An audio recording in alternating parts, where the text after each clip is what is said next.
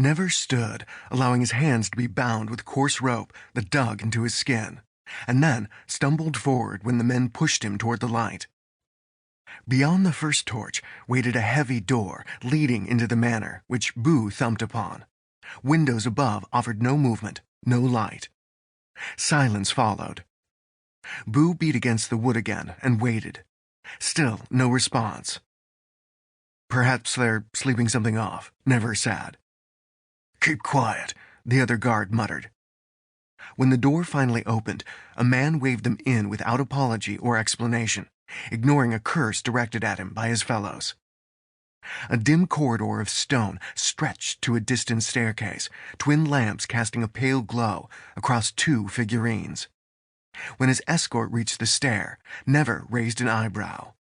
Twin rearing stallions flanked the steps, both brass, and both polished to such a high sheen that he had to fight a childish urge to smear one with a handprint as he passed.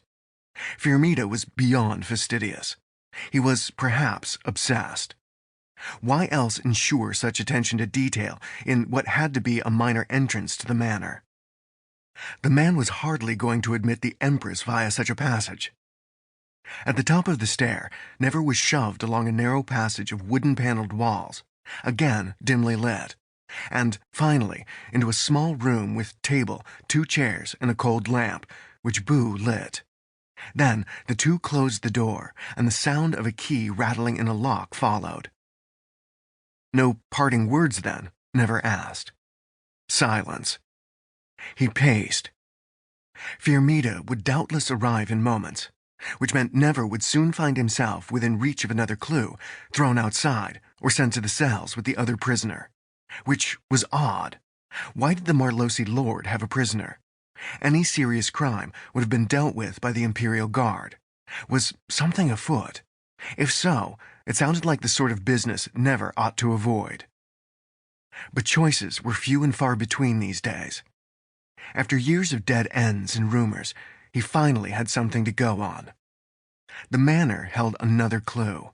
Outside of the Imperial Palace, Firmita's collection of relics from ages past was among the finest. Priceless. Of course, the gold didn't matter.